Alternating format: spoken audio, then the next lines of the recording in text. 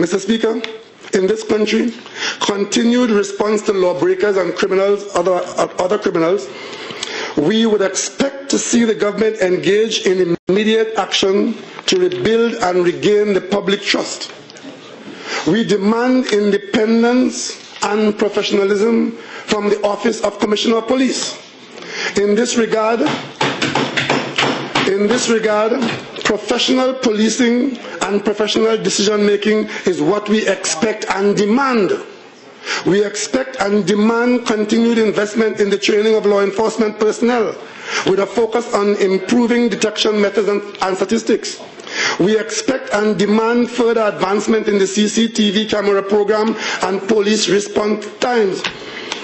We expect and demand a sustained gun retrieval exercise, not being content as the government now seems to be with the retrieval of a relatively few firearms over a few weeks, some of which, Mr. Speaker, bear close resemblance to those used by Sir Henry Morgan and Francis Drake.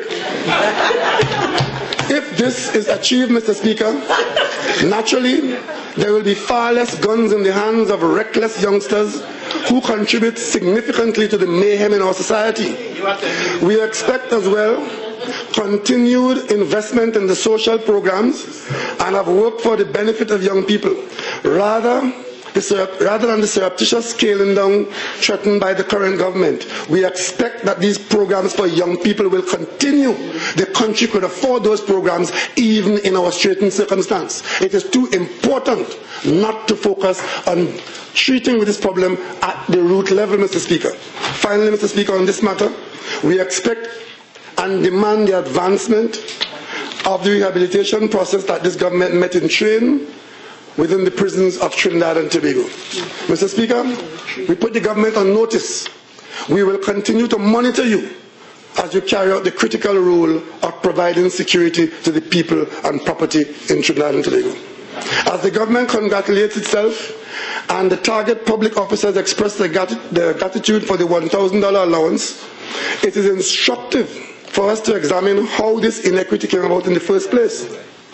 Public officers of the various security services must remember that it was the government, in the form of the Prime Minister herself, who, in a meeting with the Police Service 2nd Division, decided to override the collective bargaining process and substitute a non-pensionable increase for an allowance, which, as it is paid by the Exchequer, is the same way as a salary allowance will be paid. It makes no contribution to your pension earnings. The $1,000 allowance makes no contribution to your pension earnings. And when you most need your pension, this government will not be there to bail you out. They will be long gone. To a person,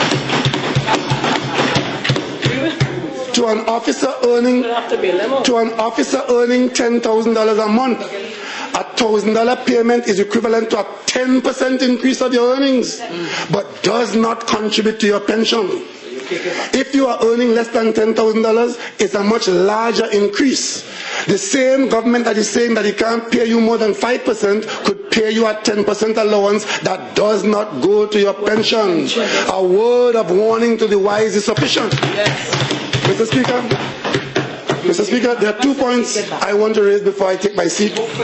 One is, Mr. Speaker, I meant to ask the Minister of Finance, in the use of NEL 2, in the creation of NEL 2, where the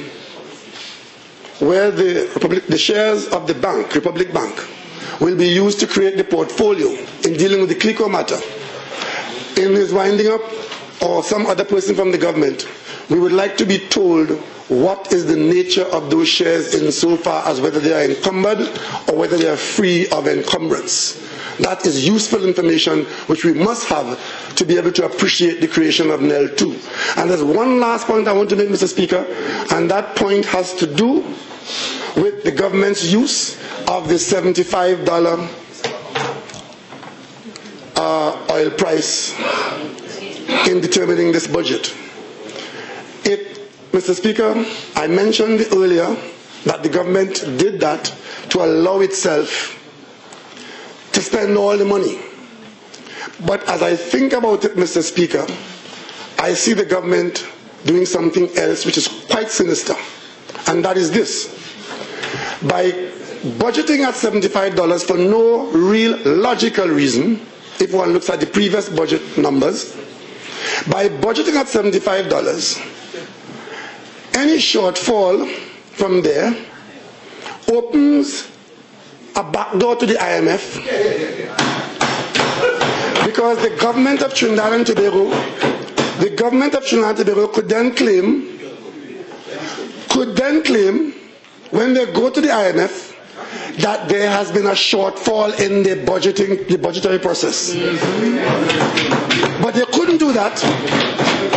If they had done that, if they had budgeted at $65, they couldn't do that. But by budgeting at $75, anytime they get into difficulty, they could run to the IMF and say that our budgetary provisions have underperformed and we qualify for IMF support.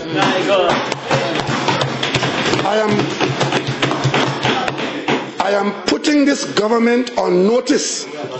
I am putting this country on notice that the government of Trinidad and Tobago is paving the way for another IMF intervention in Trinidad and Tobago. Mr. Speaker, I thank you.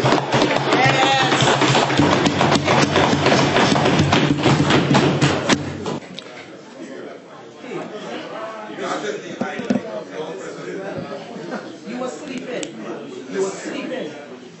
Go back to sleep. Sorry, Mrs. Once again, I'd like to apologize to this House and to all members for the technical glitches that we had early on that resulted in the